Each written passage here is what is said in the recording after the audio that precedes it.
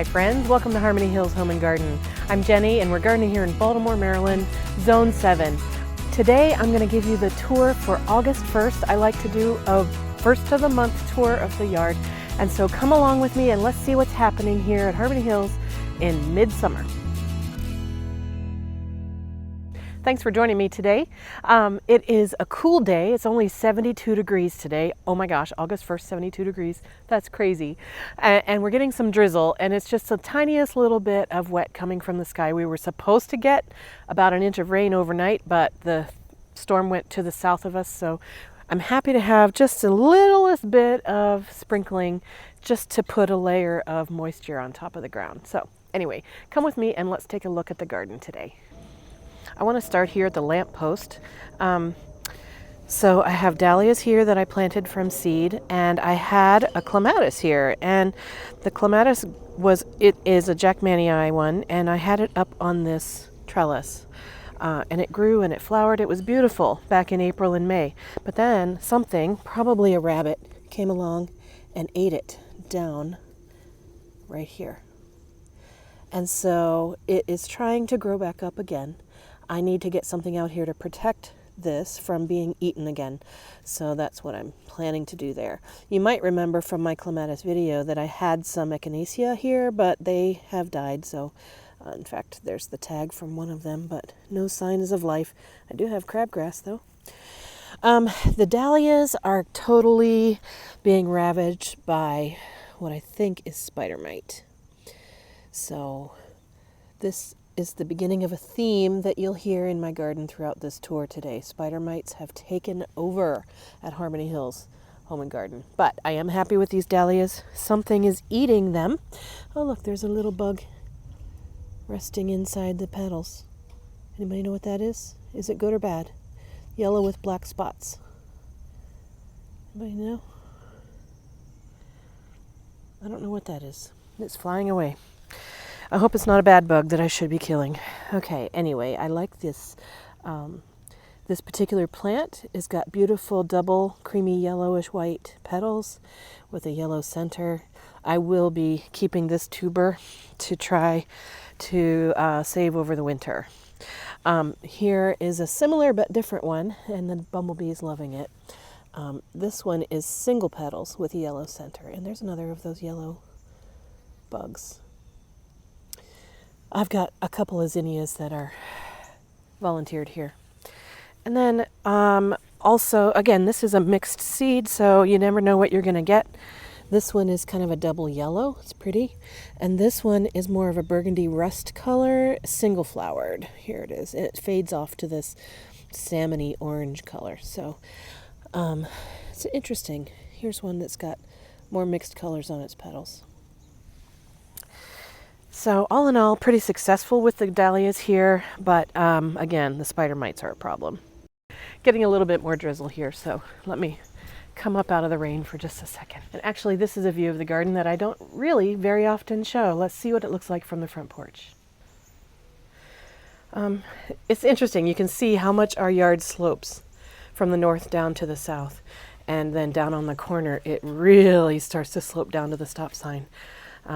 So up here on the porch, I've got these containers of hosta, and this is just a very common variegated hosta. This one gets a little bit too much sun, that's why it's looking strangely variegated and a little bit messy. These are Rockin' and Play in the Blues salvia. That I think there's 2 of these in each of these pots. Yeah. And they are doing okay here. This is not their favorite place they've ever lived, though. And there's another one over here and more hostas over here. Okay, and from up on this vantage point, you can see we have a nice big front lawn area. We've got a crepe myrtle tree. Down there, that's the Vitex chaste tree. It is so misshapen. I really need to do a very hard prune to pull that back down into a good looking shape. This maple right here is a volunteer, and we've been encouraging it so that eventually it will replace this very misshapen tree right here. In the flower beds up here, there's a bit of symmetry happening either side of the sidewalk. So you can see the spirea on both sides. We've got the red double knockouts on both sides. We've got 5 of these golden variegated liriopes, and then each side has this tall golden mop cypress. Is that what that is? I'm not sure. It's one of the lacy-leaved gold cypresses, and they both need a strong haircut right now. They both look like Cousin It. They've never been pruned, except this year I did top both of them because I didn't want them any taller than they are.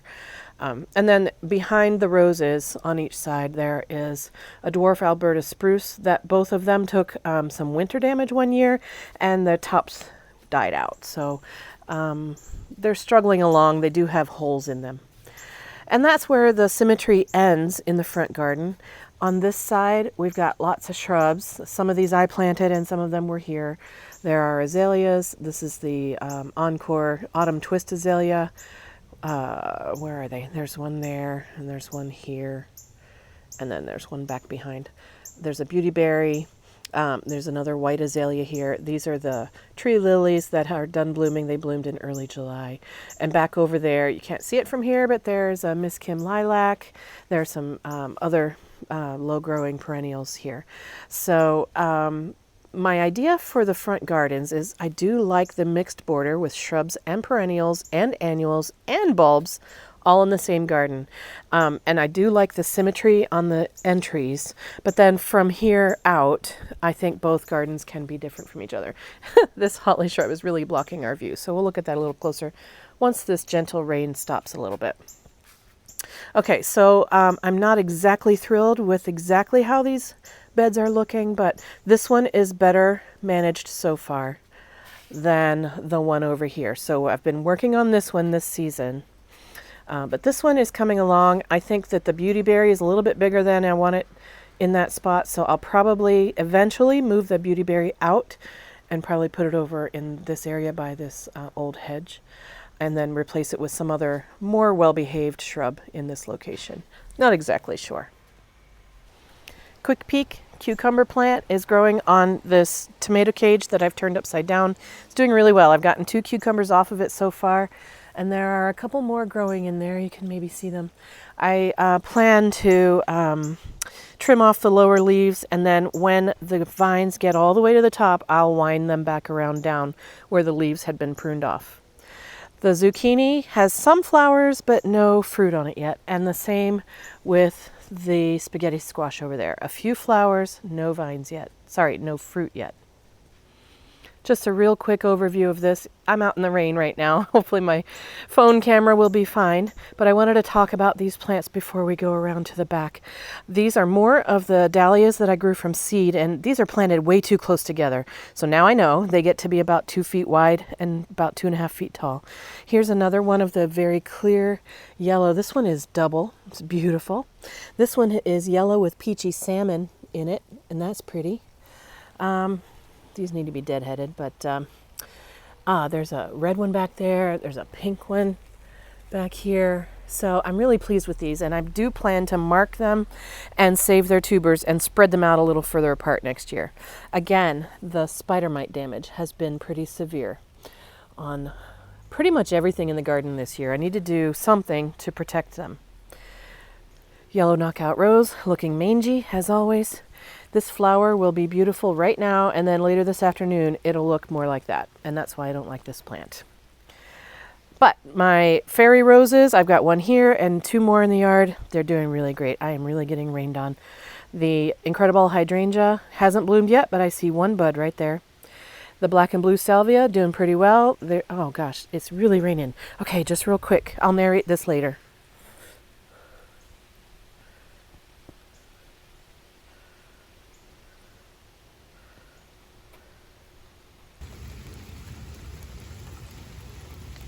This is the north side of the front yard. It's got tons and tons of shrubs and some perennials.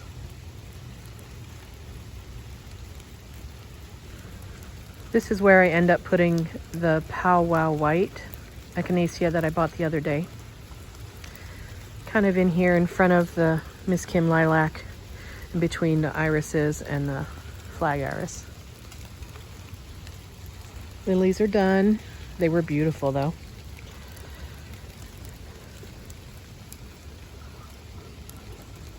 Ruby Star Echinacea. Fairy Rose looking really good. May Night Salvia looking a little mangy. And this is the Raspberry Truffle Echinacea. Autumn Joy starting to bloom.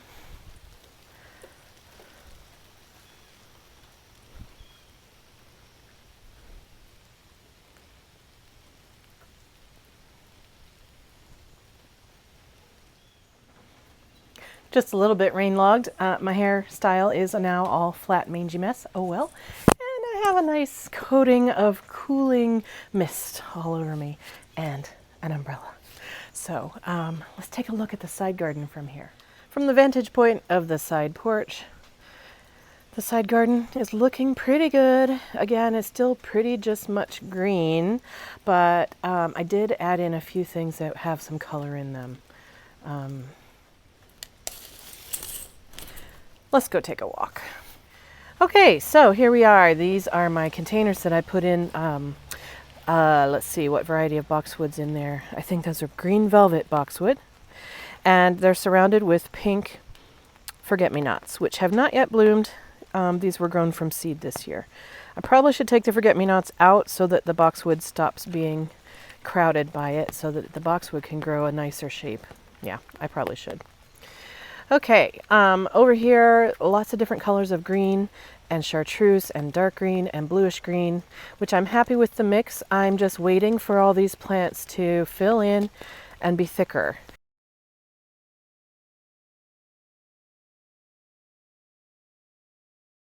There's some Brunera. I'm not sure which cultivar of Brunera that is along the fence there. It wants to get more water than it gets. The astilbes that are down here, they are putting on nice green. They've gotten dried out and now they're recovering from being dried out. And they haven't flowered, but I'm hopeful that they will next year. Sweet woodruff here also started to get dried out, and then I got on the watering and now it's starting to put out new buds. Not buds really, but new leaves. Hoping to keep it alive through the summer, but it is desperately needing water. HAKONECHLOA. I think this is an all gold one. I'm not sure. I have the AUREOLA ones over there in the container, and it's a slightly whiter, lighter yellow than this one here. So I think this one's all gold. But it's looking pretty nice. This is its nicest year so far. The fairy garden is filling in nicely. Everything seems to be living, except the moss. I did put in Irish moss and Scotch moss to use as lawns on the gardens, but the moss didn't really take. But everything else is looking pretty nice. I think the fairies are happy in their little environment there. The Sun King Aureolias back there, they're growing slowly. And actually on both that one and this one over here, I see that they did put out some new leaves since my last update on them, where I was talking about the damage from the earwigs. So I baited that day for earwigs, and the new leaves coming out are not yet damaged, at least not very much, a little bit. So I think I should probably bait again just to keep the earwig population at bay. Okay, I should get a move on. This video will be too long. It's such a dark and dreary day, but it is cool and I'll take it. This middle section of this garden has a lot of young plants that will fill in over time, so I don't really want to fill much more in amongst them, especially those hellebores. You can see there's several hellebores in here. And in a year or two, they will be much bigger around, and so that's why there's so much mulch showing here. But I have a collection of hostas here. These daylilies are done blooming, and I'm going to be moving them out of this location because first of all, they have an orange flower, which is not my thing. And second, they don't get enough sun, so they don't stay very healthy in their leaves. So I'm going to move them out and put something in here that is a better match for the shade.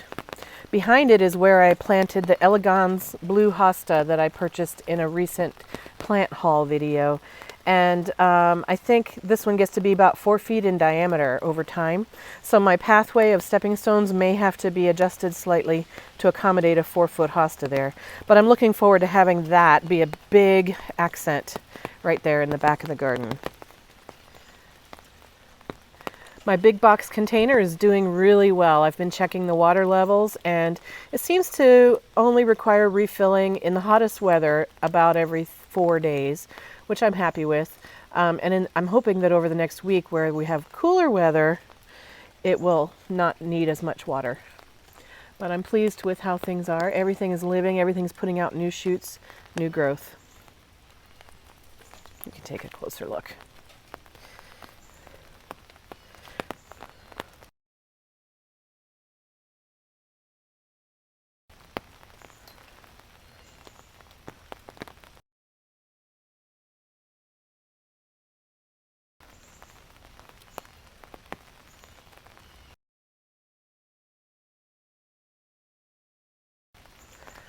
There are some changes I want to make to this garden. I've already mentioned moving out this daylily.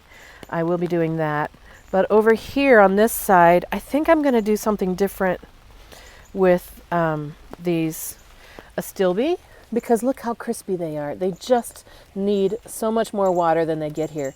We have a lot of tree root competition in this area, and this garden dries out really quickly. And so I think the astilbes need some help. I either need to irrigate them regularly or put them into containers maybe. So I'm not sure which I'm going to do. And then these black-eyed Susans I'm going to move out as well. They're doing okay. They do take a lot of slug or earwig damage back in here. They're doing all right though, and I think they'll do better in more sun. This Sun King has taken a lot of earwig damage also, and even its new growth is getting a lot of damage, so I need to bait around it again. These containers are all doing okay. The ajuga in this container, it looks like it got dried out. So again, we had a hot spell of weather, like so many people in the country did. A hot, dry spell, and I didn't water the way I needed to. And it's showing it in the leaves of some of the more tender plants. Otherwise, this garden's doing pretty well. Lots of greenery over here. Nice big Alexander's Giant Brunera, and then this is the Jack Frost Brunera.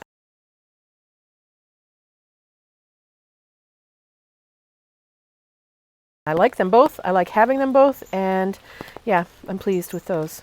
Things in here looking pretty green. I might have mentioned before in videos before, I have so many of these huge, common, totally green hostas. They, I believe they are Hosta lancifolia.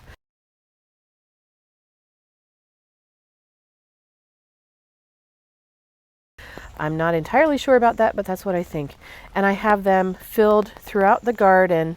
You can see them all the way down this row, and then over by the patio and down the fence line down in the backyard. I have them all throughout. And honestly, the Hosta lancifolia, if that's what they are, I call them these common green hostas.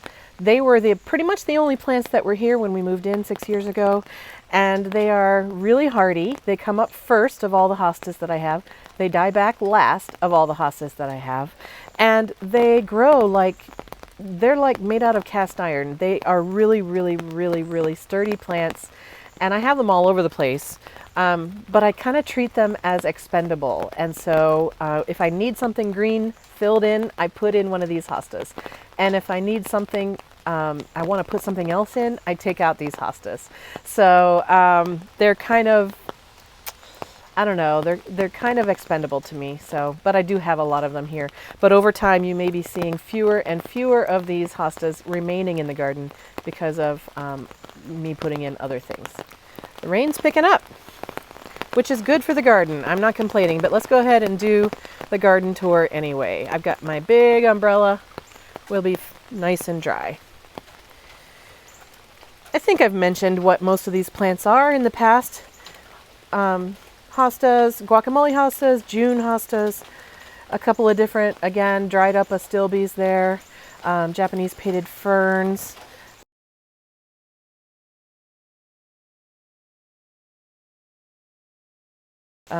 There's another Sun King Aurelia right there. Lots of hellebores throughout here. So, and then this is a Viridis Sargent Juniper and Autumn Joy Sedum, and then another of those hostas. And so let's turn over here without getting too seasick. This is my Harry Lauder's walking stick tree, and I love it. It did take damage this year from bugs. We've had a really bad bug year. I think that goes hand in hand with the drought that we've had. This is where I planted the 2 new Aureola HAKONECHLOA grasses. I'm hoping that they'll make a nice little fountain, kind of like the one that's down the way over there by the gate. And then the one that's up in the container as well. So now I have them in 3 places, so I'm looking forward to that, being underplanted underneath this walking stick. These are the Tall Eyes PHLOX mixture from Breck's. I put this in 5 years ago, covered in powdery mildew because they're back there and they don't get much air circulation, but they are blooming really nicely, and when it's not raining, the pollinators are all over those, so I'm pleased with that. These are Shasta daisies, Becky variety, and I need a deadhead because look, there are new plants, not plants, but new buds putting out new flowers, so I will be deadheading these probably after today's rain finishes or maybe tomorrow. This is a milkweed plant that needs more sun than it gets. It doesn't flower anymore, so I need to move that out. More Shasta daisies, more hostas. I don't know the varieties on these, but they're pretty. I like the pop of variegated color there. And then back over on this side, this is kind of another area that I want to fix. These daylilies are too sparse, they stay too dry, and they don't really flower in a way that pleases me. So I think those are all going to come out, and I'll put something else in here that can withstand these conditions a little bit better. The Daphne there, I've been hand watering it to try to keep it alive, but it's not happy there with the lack of water. Endless summer hydrangeas. They're doing better this year than they ever have before, but that's because I water them nearly every day. So in terms of lessons learned from the garden this season, my #1 lesson learned about my garden is water. I don't have enough water for the plants that are under these trees on the side yard. So I will be prioritizing in the month of August, figuring out a drip irrigation system that will keep these plants happier. There's so much root competition from the trees along this fence line that if I hand water really deeply and make them really saturated, then the next day pretty much they're dried out again. So I need to figure out a drip irrigation system for along this north side garden fence, and then along this same fence line all the way down to the back. That is #1 priority for the coming month. Here's more of these hostas. I have them here as like a hedge around the patio. And this, in my plant haul video, I mentioned that this gardenia was up here and that I might replace some of these hostas with those 2 new gardenias that I bought that were the same variety. Looking at the space, I'm not convinced that that's what I'm going to do. I need to figure out another plan for the gardenias. I have 3 of them now. On this side of the garden over here, I'm loving it, although everything here is a little bit aged now. This is the David PHLOX. It's a pollinator magnet. They really do love it, bees and butterflies both. And then the ECHINACEA purpurea, just a straight species here. These have flowered and faded, and I'm debating, I might cut the flower heads off to make it look nicer, or I might continue to let them be here and dry out because I have seen goldfinches on them, so I'm happy to feed the finches. But also I have other coneflowers over there that the birds could find to use as well. So I might trim these off and clean it up a little bit. In the center of this garden, the irises have all drooped over. I think that's a symptom of lack of water, combined with perhaps a neighborhood cat who comes to visit us sometimes. And then these daylilies have all flopped and gotten mangy looking as well. I'll probably just cut them back to the ground, and if they want to regrow some green leaves this year, they can do that. Another of these filler hostas. Another of the filler hostas. The lilies are done. The balloon flowers are floppy, so I probably could stand to move the balloon flowers to a more full sun location so they don't lean as much.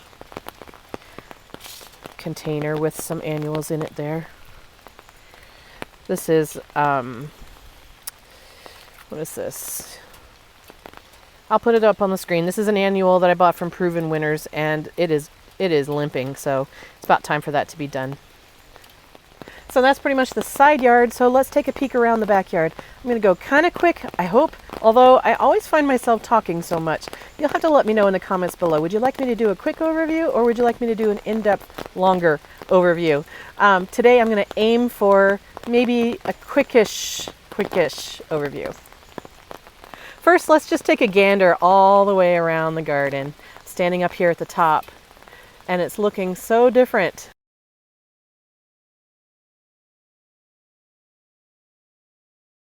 than it did at the beginning of the season.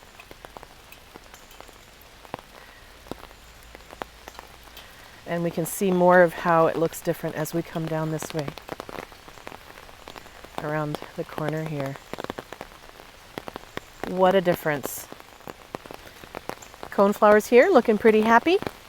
These are, again, just Echinacea purpurea from seed, and probably about 4 years old on these plants. I do tie them to the fence, otherwise they flop over. More of the hostas. Okay, here's my third stand of those dahlias from seed. And again, like in the front, I planted them too close together. And now I know I need to give them more room. And I'm not sure if I'm going to plant more from seed next year, or if I'm going to save these tubers, the ones I like, and just keep these, because I don't really have a ton of room. And so I think it's more of a sure bet to keep the ones I like. So that's probably what I'll do. The limelight hydrangea is blooming in glorious splendor, although its blooms have all fallen down. We had a hot minute about a week ago. We had a rainstorm that came through and knocked everything down, and so all of its blooms are floppy.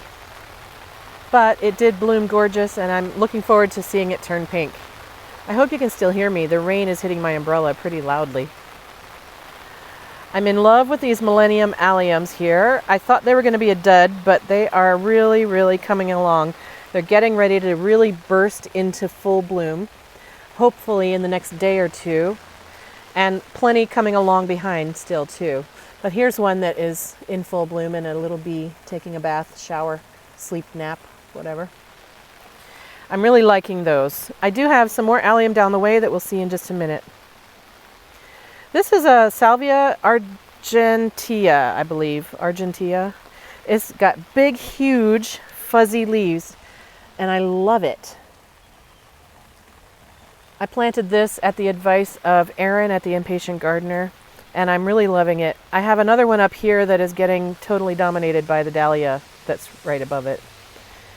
I believe these are biennials, and so they'll grow flowers next year.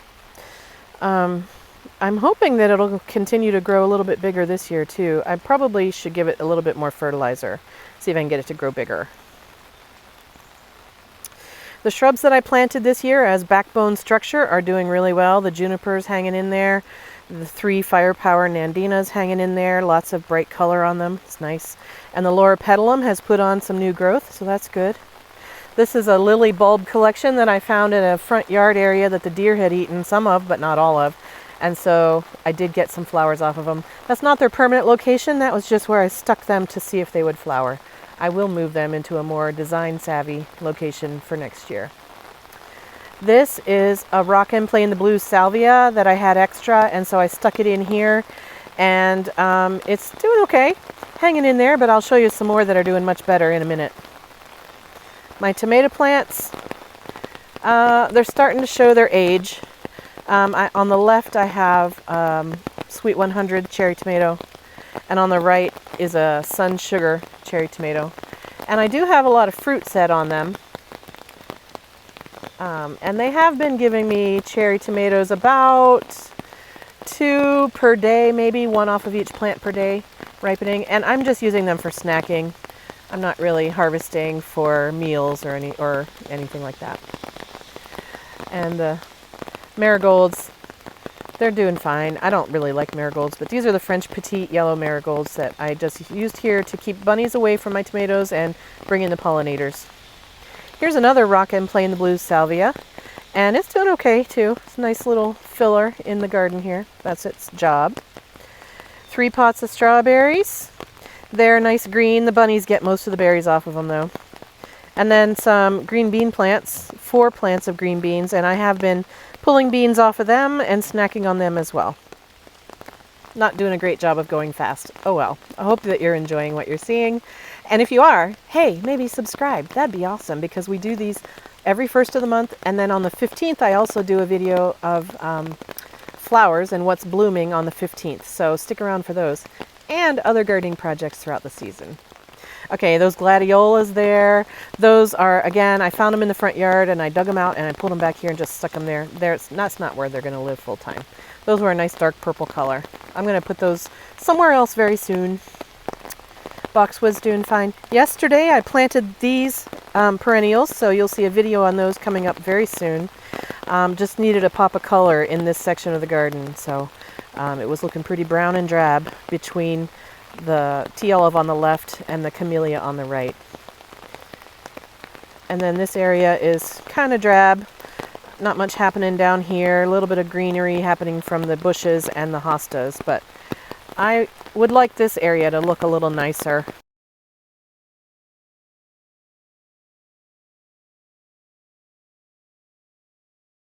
So that's a design thing that I'll have to improve for next year.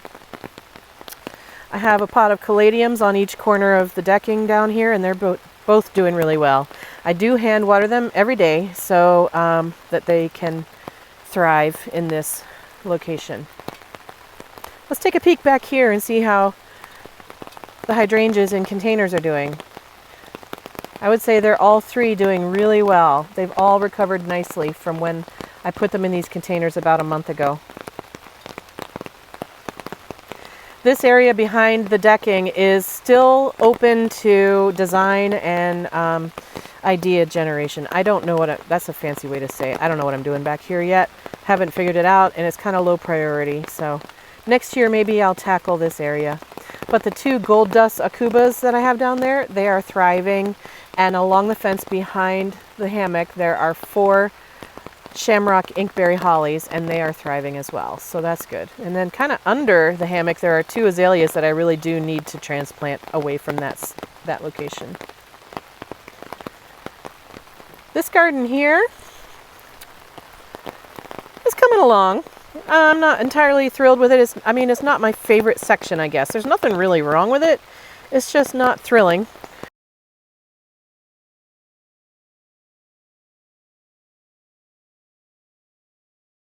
I think I'm waiting for this Chinese snowball viburnum to get bigger and be more of a presence here, because my whole design in this area is centered around that growing up and being limbed up into a small tree.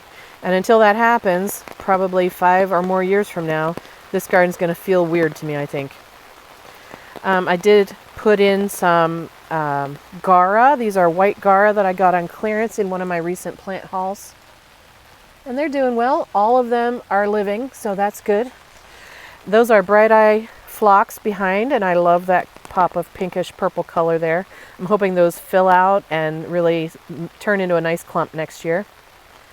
I popped in 2 kufias here with the red tubular flowers. I'm hoping that it will draw hummingbirds over here, although they're pretty short, and I don't know if hummers come down to the ground like that or not. This is my Zephyrine Druin rose that I ordered from mail order, and it has lots of growth on it and a couple of what will become leaders. I'm not training it quite yet, but pretty soon I'll train that to go up this arbor. And then there are the other patch of allium that I have. These are the Serendipity allium, and I don't know really what the difference is between them and the Millennium that are up the way. They are both kind of on the cusp of full bloom, so maybe in a few days when they're both full blooming, I'll compare them and see what the differences are.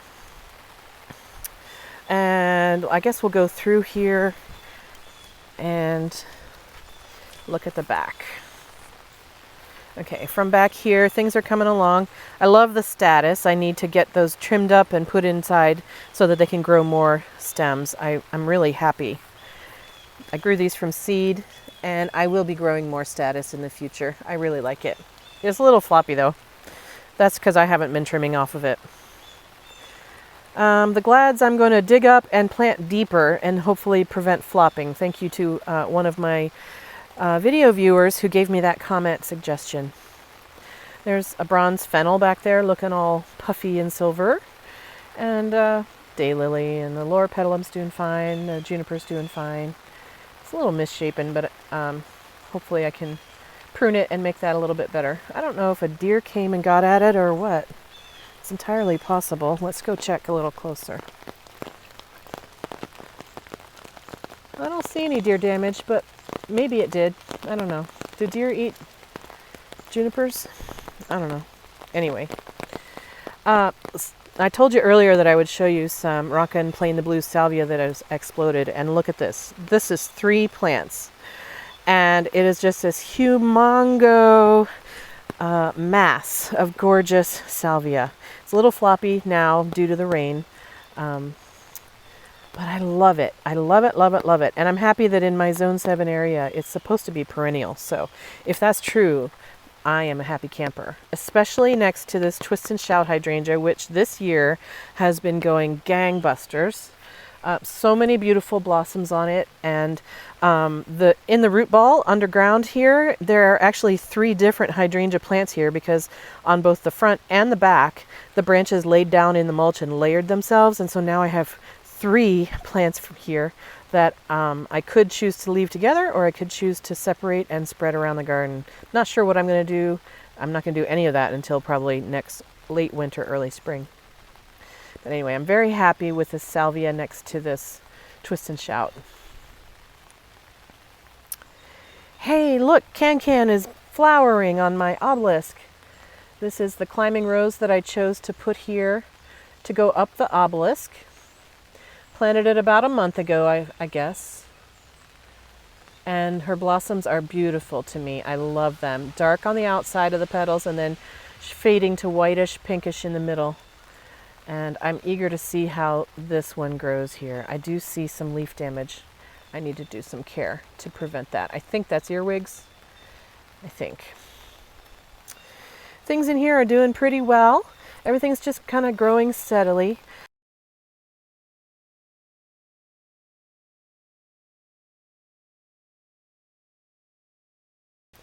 You may remember about a month ago I had a post about how my gladiolas were supposed to be pink and purple, and they turned out to be red and purple, and how I didn't like red, and I went on and on and on about the red. Did I like the red? Is it okay to have the red?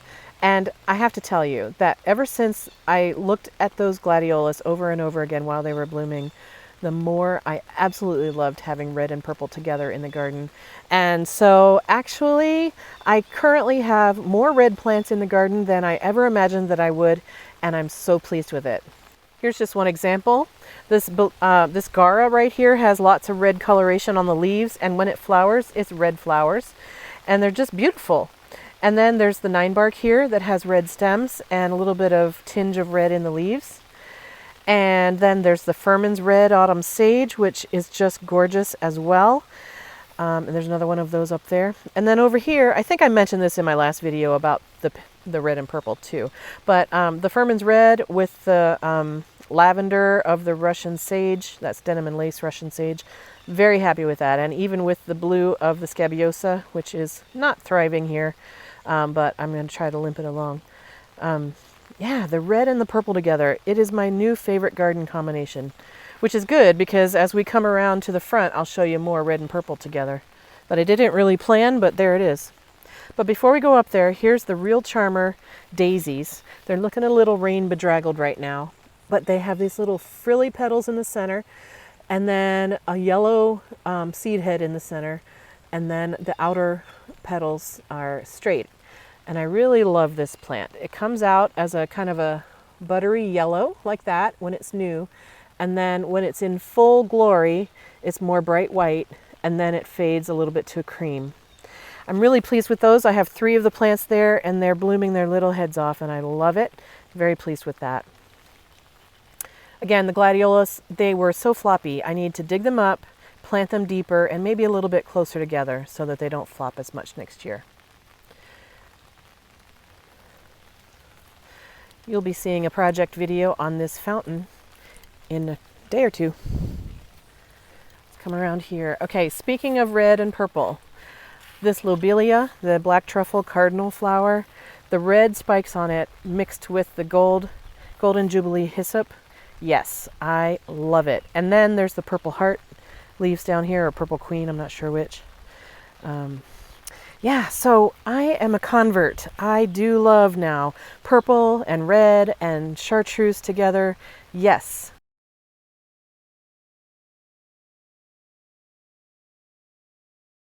So I've decided that this section of the garden is actually, I'm going to build on the theme of red, purple, and chartreuse together.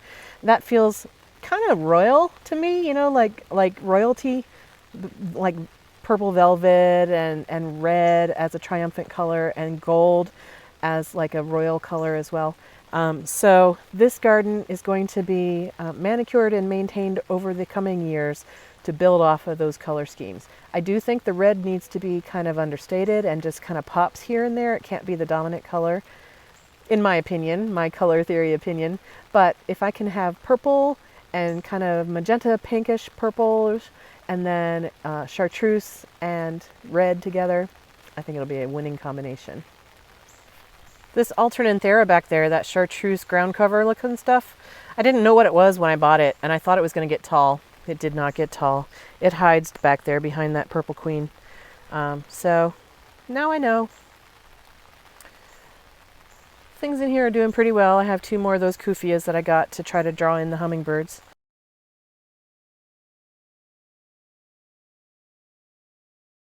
And then behind that are the 3, what are they? Penstemon. I forget their variety. I'll put it up on the screen.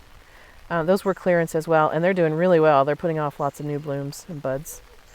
Summer Crush is doing well. Again, I'll show you this fountain thing in a video very soon. 2 basil plants just for foliage. Those are Greek columnar basil. There's some work to do in here. It's kind of barren in the center there, but I have to say that this phlox that's currently flopped over, the Gina phlox, is gorgeous with the hyssop, with the lobelia, with the alternanthera, with the purple queen, and with this calamint down here. I just love this garden right here. It is wild, it is crazy, but when it's not raining, the pollinators are all over this. I've seen a monarch on here. I've seen swallowtails of all varying colors. Let's see, we've had hummingbirds back here, all the moths, all the bees of all the different varieties. So this is really a successful pollinator space, and it's only going to become more so as I am more and more savvy about what to plant in here. My arborvitaes are doing okay, but they do, all 3 of them have some dried out branch tips that happened when we had a hot spell with not enough water. And so I have upped my irrigation game. I'm watering them much more thoroughly, much more frequently, hoping to limit how much browning we get and to keep them a little bit healthier and happier. Here I've got some kale and basil that I'm just using for ornament to fill in between these baby shrubs. These shrubs are the flowering quince, 2 of those there. It's hard to distinguish in this mass of green right here, but I just put the kales in and the basil in just to have something to look at. And back down in there is a bunch of foxglove plants that are going to bloom next year. I'm looking forward to those. This hosta here probably gets more sun than it wants, and if I were kind to it, I would move it. You can see it's kind of getting faded and bleached out. It's not supposed to do that. I popped in some pink vincas just to have a little bit of color along this section. Lavender's doing all right. Could use a haircut. Pink chiffon, Rose of Sharon. She's just a delightful, beautiful creature over there. So many buds still to come, and I'm really happy to have that. This cypress is the same that I have out front, flanking the sidewalk. And so can you imagine how big it's going to get over time? I'm definitely going to have to prune it to keep it in shape for this garden. It'll take 3 or 4 years for it to get that big though. So along this fence in the garden, this is one of the areas that I'm the least happy with about how things are coming along this year. It is got tons and tons of tree root competition, and so it stays so dry. And the plants that I have in here are all the same color, and they're struggling because of the tree roots that are competing for the water and nutrients. So I need to figure out a better plan for this section of the garden. You can see even we're currently getting rain, and this soil is still dry. So it doesn't get rainwater unless it's a deluge, and then it just runs off. And then these trees over there on the other side of the fence and this one here, they just take all the water out of the soil. And so I need to figure something out. I will be doing some research about dry shade areas. And there's a bunch of these hostas. Again, those are my temporary filler hostas. But like these are 2 ladies' mantle plants, and they're supposed to be the easiest things ever, but they just dried out and are just struggling. I feel bad for them. This is the 3rd attempt to grow ladies' mantle in my yard, and this one, it doesn't seem to be working either. So again, irrigation is going to be a major theme of the month of August. I've got to figure out how to water plants along this tree root area along this fence with my neighbor. More of these filler hostas. Again, those are ripe for the picking to move out once I have plants that I'd rather have here. Couple of stilbees struggling for water there. The brown that you see there, those are my bleeding hearts that have died back from the spring. And that's a stand of English daisies that I grew from seed. I don't know what to expect from them, but they're living anyway. I won't say they're thriving. There is a Fothergilla shrub, and there's another one of those down that way as well. It's doing okay. It's taking a lot of earwig damage to its leaves. Camellia is doing fine, and the Pieris is doing fine. And yesterday I planted this Bobo hydrangea, and you'll see a video on that very soon. Annual Cosmos, not doing very well. I'll probably pull those out today or tomorrow. And then these Verbena, not doing very well at all. They are totally ravaged by spider mite damage. You can see how damaged they are. The spider mites have sucked every single bit of green out of most of those leaves. So I need to pull those out. Japanese bottle brush, pink bottle brush, Sanguisorba. There's a nice one here that's been blooming for quite a while. And then there's another one there and another one there that haven't bloomed yet, but I'm hoping that they will next year. So I'm happy with those. I need to care for them and make sure that they can thrive. Might rearrange them a little bit. Editha rose lilies. There are 3 of those bulbs here, and 2 of them are finished flowering, but the 3rd one is currently finishing up its flower cycle. Very happy with those flowers. They're so pretty. And here's my summer fashion rose. I have a video where I showed planting this. And these flowers are so beautiful. They have yellow centers and soft pinky peach outer petals. And this is the 3rd flush of blossoms on this plant. And they're, oh, by the way, the buds are yellow. Aren't they gorgeous? And then they open and age to this. Isn't that lovely? So I'm really happy with this plant, and I think it's supposed to stay smallish, something like under 3 feet. I'll have to look that up, but this is a great plant for this location that I'm really pleased. There's my walkway. I want to put some more stepping stones down there. And then we're kind of back to the top of the garden. I should mention over here in this corner by the hose link, this twist and shout hydrangea is the same as the one down at the bottom, with all of the blossoms on it down by the fence behind with the salvias. So it's the same variety of plant, and they're performing very differently from each other. This one put on tons of bloom early in the spring, and now it's just kind of sitting there waiting for fall to come and save it from the heat. Whereas the one down at the bottom, that one down there just kind of sat through the spring and didn't do much, and now it is just blooming its head off. So it's interesting how the 2 different locations give you 2 different results. That one is full sun all day, and this one up here has sun only in the morning hours. But it's pretty hot sun because it's up against the house. I do have some new growth coming on it though. So I'm going to deadhead this one and see if it'll put out some new blossoms and blooms over the next couple of weeks. These astilbes here are not dried up, and the only reason for that is because every time I use the hose, when I put the hose away, I give the plants some water. So they're doing better. And also there are no tree roots right here, so they don't have to compete with trees. Ignore my empty pot there that's languishing. And then this is a spirea, and it seems to like that spot.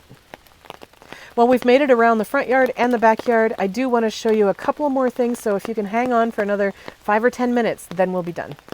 I'm just going to peek out here from behind the gate and just look at my container collection here. Those are my herbs and some annuals, and they're doing pretty well. Again, like everything, they probably wanted to have more water than I gave them during a couple of spells during the year. But they're doing all right. That big rosemary plant is looking great. Prince Tut grasses are hanging in there. And then down here in the front, I've got the triple stack container that I got from the Dollar Tree, and it's got herbs in it and strawberries on the top. And everything is still alive. Basil plants here are still alive. So I guess that's how I measure success on container plants. Is it still alive? Yes? Okay, good. And then I do want to mention these hydrangeas here. These are paniculata style.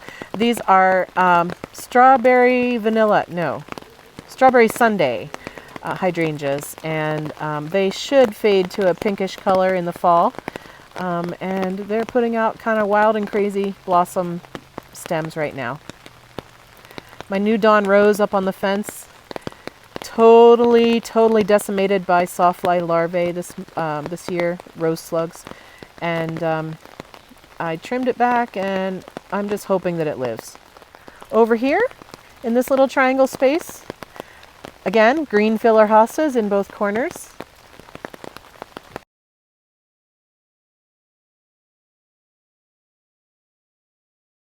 Creeping phlox that needs a haircut so that it can be not dead in the center. These Alstroemeria are Inca Ice variety, and I do like them. They're doing very well. Autumn Joy Sedum. And then back in the corner, there's a hole for foxgloves to come back next year. And then there's a little sapling of a serviceberry.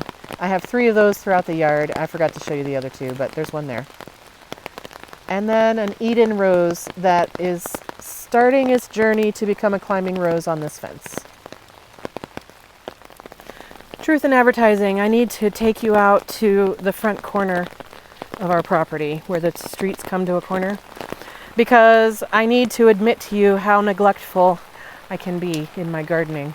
You've seen a little bit of it in the backyard. There are certainly things back there that if I had taken better care, they would have done better. But this front corner is really just the sad tale of a forgotten garden. Rain is really picking up.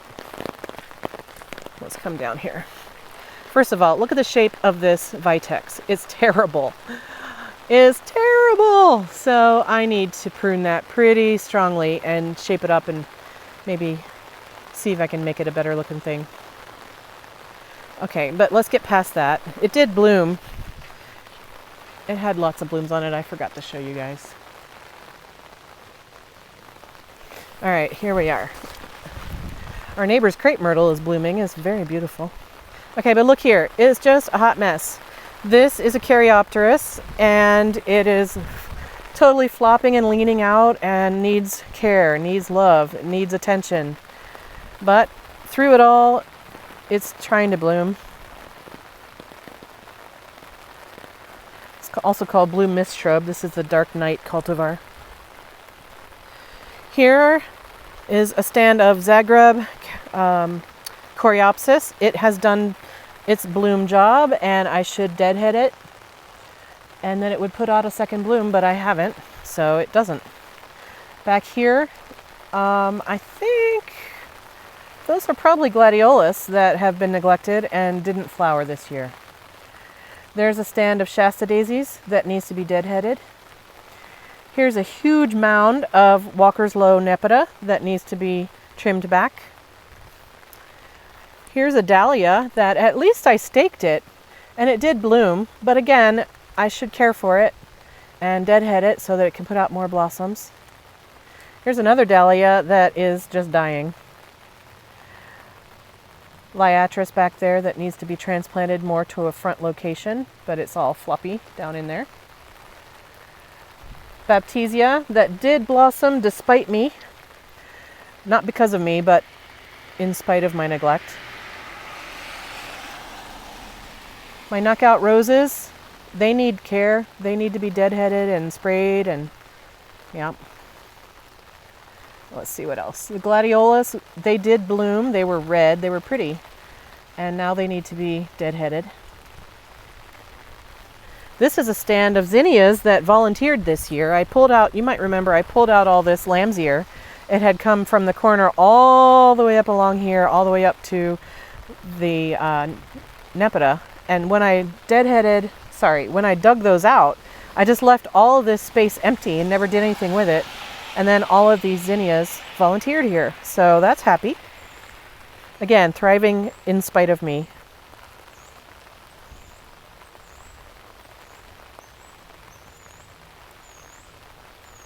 The Liatris bloomed nicely. Black-eyed Susans here have tons of dark, wilty, something diseased at the bottom of them. The ones on the side yard don't look like this at all, so I don't know what the difference is. But they're still blooming. They just have terrible looking leaves. Anybody know what that is? I don't know what that is.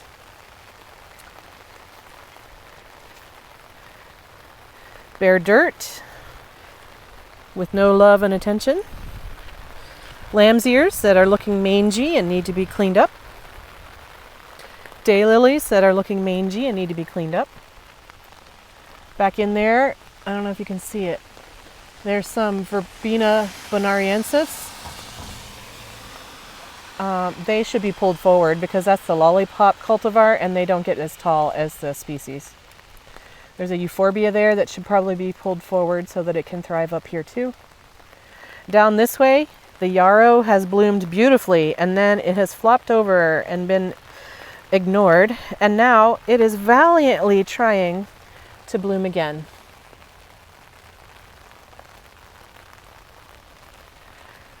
Here's some goldenrod. I forget the variety. It's putting on its yellow flowers. It's trying to live underneath this milkweed. This is a pink flowering one, and it has already mostly flowered, and there's its seed heads. Daylily's looking terrible. More nepeta. This is the only thing that doesn't look absolutely horrifically terrible because I did trim it mid-season. More milkweed. That's an orange one up there. And then behind that, more Shasta daisies that need to be deadheaded. Here's a dahlia that I should deadhead and care for. So yeah, overall this garden is thriving despite me, not because of anything that I've done for it. I am kind of ashamed of how this looks, and I'm just glad that I did choose plant varieties that can do something, even if they're not well cared for. And I guess it shows that plants are a little bit more resilient than we give them credit for sometimes. But still, this is a hot mess, and I really should do a better job. Okay, that's pretty much everything that is useful to look at, but I do want to take you over here to the south side of the house. There's nothing blooming over here. There's nothing happening over here, but I want to show you what the deer do. Okay, so on this south side, we haven't really done much to cultivate over here at all, but I did plant, these are some of those same green common hostas, the lancifolia ones, I think. And I did plant a row of 12 of them, but look what the deer have done to them. All 12 of them are totally eaten up. And then down this way, I was trying to have a hosta garden, and I have about 6 or 8 varieties of different hostas in here. And again, they have just been serving as a salad bar for the deer. I know that I should be spraying. I actually have the equipment and the spray to spray for the deer. I just haven't gotten out here to do it. And so this is the result. This is what happens in my yard. And then let's just take a peek over here real quick. This little birdhouse garden, this could be really nice. if I would care for it a little bit more. I do have a huge, beautiful stand of Jack Frost Brunnera, and then another smaller stand of it, so I'm happy with those. And I think that behind there is probably, I don't know what that is. Is it a toad lily? Is that what toad lilies look like? I'm not sure. I'll look it up. I have it written down. And then down here there's some Jacob's ladder that are struggling. Not really doing much, being overrun with weeds. There's a little bit of lamb's ear there. Daylilies here that need to move out. And then here's where I planted some columbine that I grew from seed. There's probably 24 starts of columbine in here. I'm hoping that they'll take hold and fill this with columbines in the spring. And then this is woodland phlox, which bloomed for the first time this year, which I was very happy with. And then back behind, there's nothing. I try things and they fail, and so I'll just keep trying. More truth in advertising. This is my plant haul that I bought on Monday. Today is Sunday. So these have been sitting here for 6 days. Not that, that's a planter with a hosta in it. But all of these need to get in the ground. I've only planted, I think, 7 of the 28 things that I bought that day. So I need to get a crack in on that. Okay, well, that is the garden today, the 1st of August, 2021. Let me put my umbrella down. Whew, it's wet. I am not complaining. It's like 72 degrees, 73 degrees, and a beautiful, gentle rain. I will take it. We have needed rain. We haven't had much rain this season, so everything's been pretty struggling. Okay, so the good, bad, the ugly of the yard. I hope you saw that there are some really beautiful things, and there are some things that are okay, and then there's some things that I really want to change or make different or do differently. Spider mite damage throughout the entire garden. I didn't really focus on it everywhere that it is, but it is really pretty much everywhere. So I need to get on top of that. But I think it was worse this year because of the drought and the heat. And so I need to do a better job of managing through a drought. I need to do irrigation for this side garden over here and all the way down the fence so that I don't lose my investment of plants that I've put in there. And then there's some rearranging that I want to do. There's some plant combinations that aren't working for me. I didn't really call out too much of that while I was walking around, but I have it in my mind of things I want to change, rearrange, put some new things in, and so forth. So that's what's happening here at Harmony Hills Home and Garden right now, 1st of August. In 2021. What's happening in your garden? How are things doing? Do you have irrigation problems? Are you having too much rain? Like up in like New York State, they have way too much rain, whereas other parts of the country have way too little rain. Some people are too cold, some people are too hot. Pretty much nobody's happy with their gardening weather that I could see. Are you happy with your gardening weather? If so, put it in the comments below so that we can all celebrate with you. We all need a little bit of good news like that. If you have questions or comments, let me know in the comments down below. And I hope that you'll subscribe to the channel and just be in our gardening community here at Harmony Hills. We'd love to have you with us and appreciate all of your input and your comments and suggestions and all of that. Have a wonderful day in your garden, friends. We got one more month until the end of the summer, traditionally here in the US. So let's make the most of it and do what we can to brighten up the world with beautiful gardens. Have a great day, friends. I will see you very soon. Bye-bye.